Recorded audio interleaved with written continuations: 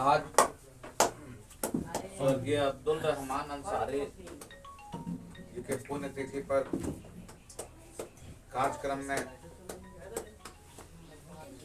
अध्यक्षता कर रहे हैं एस.के. कुमार जी,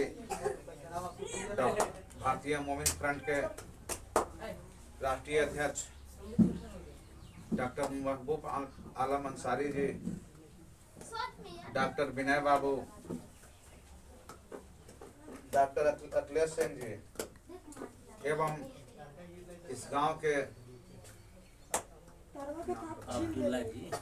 अब्दुल्ला जी एवं तमाम आए हुए नौजवान, बुजुर्ग और इस गांव के बच्चे, मैं सबको हार्दिक अभिनंदन और प्रणाम करता हूं। साथियों,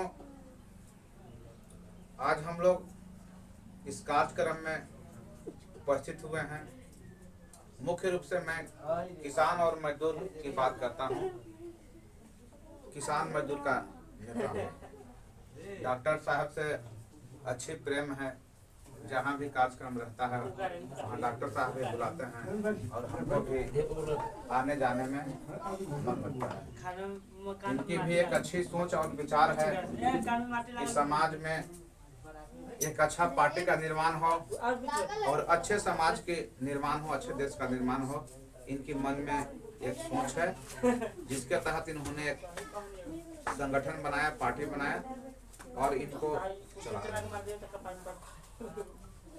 संगठन चलाने के लिए तो बहुत तरह की जरूरत पड़ती है और धैर्य रखने की आवश्यकता है। इसमें नए नए तरकीब खोजने की आवश्यकता है। इसमें थिंकिंग की जरूरत है। सोचते रहना है कि हम कैसे कामयाब हो गए।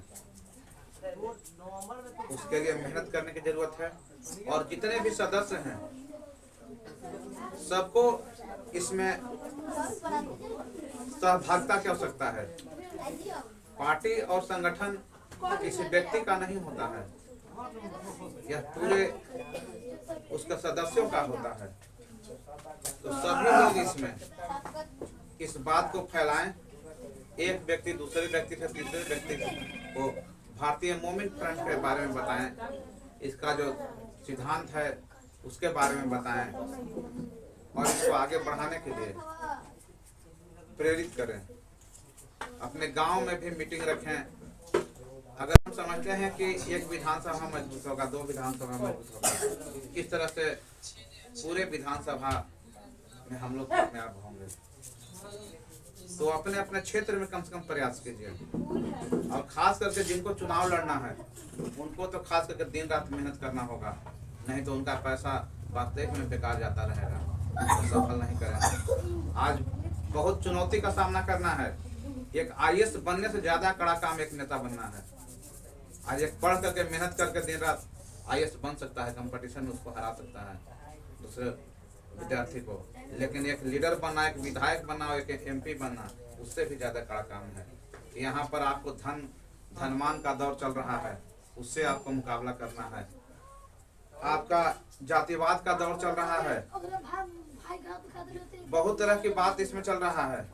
सब दमनता का बात चलता है, वीर पूजा भी इसका दोष है। तो सारे दोषों को काटना है।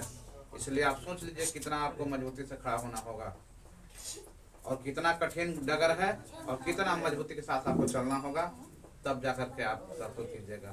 तो इसमें आप अगर मान लिया कि धन से कमजोर हैं, अगर जन सेवा से भी आगे रहते हैं तो उससे उसको तोड़ा जा सकता है।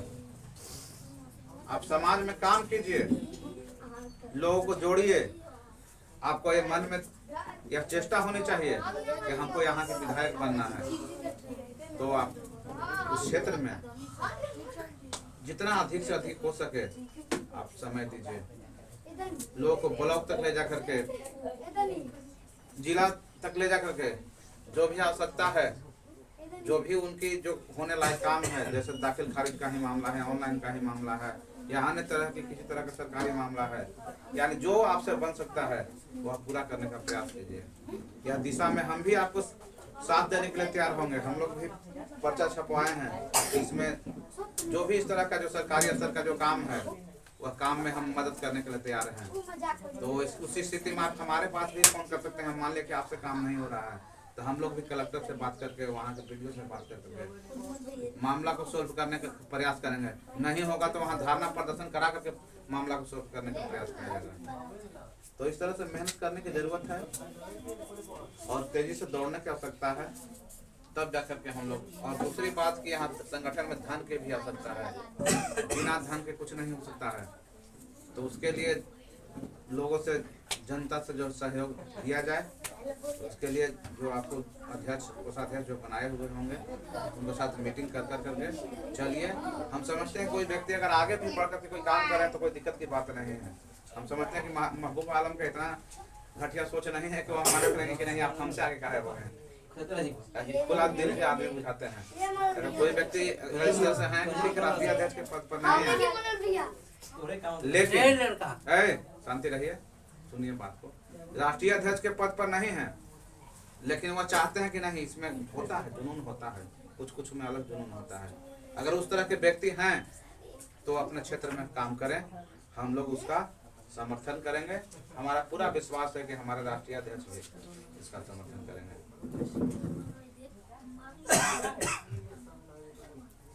तो और हम लोग किसान का नेता है, किसान के चलाते, इसमें कई एक तरह का हम लोग का मांग है।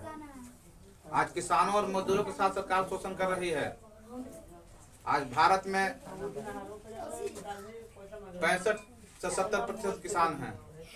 आज खेती कमजोर होने का कारण क्या है? क्या बेरोजगारी की समस्या उत्पन्न हो गई।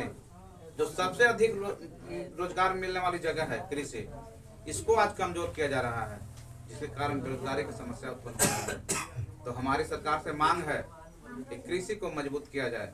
जो 70% रोजगार मिलने वाली जो खेती जगह है, इसको मजबूत किया जाए। हम लोग आगे मांग किए हैं। अभी एक विकलांग भाई चर्चा कर रहे थे कि हम लोग के बहुत दिन से मात्र 400 रुपये पेंशन मिल रहा है।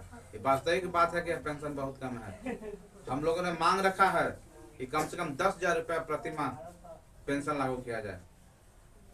आज एक एक नेता कई एक तरह का पेंशन ले रहे हैं।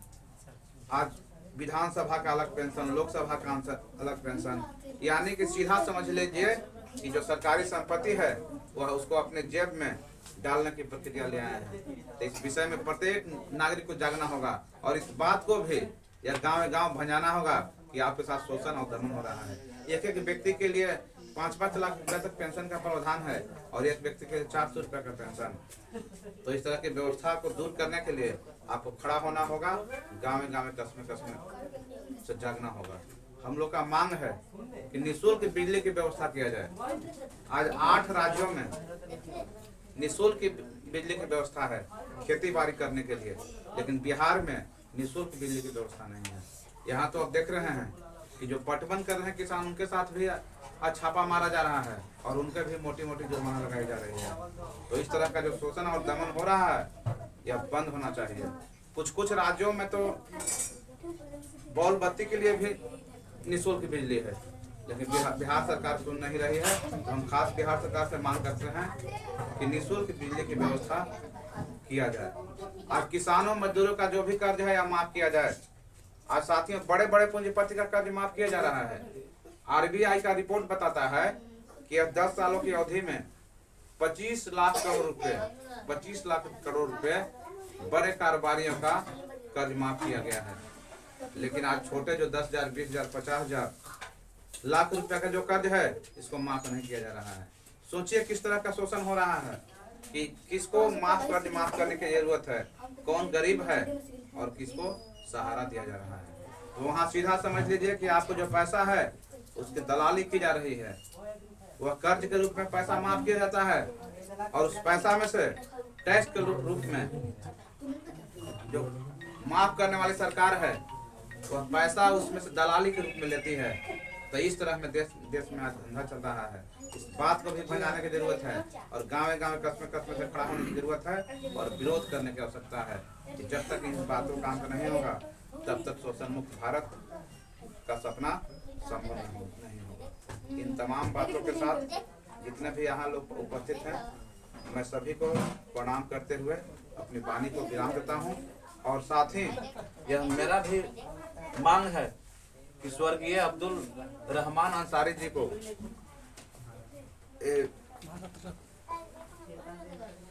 भारत रत्न से सम्मानित किया जाए। अब्दुल कयूम अंसारी का यहाँ कोई डिमांडे नहीं है। भारत रत्न का डिमांड है। अब्दुल कयूम अंसारी। हाँ, अब्दुल कयूम अंसारी जी को भारत रत्न से सम्मानित किया जाए, जिसका मैं समर्थन करता हूँ। जय हिंद।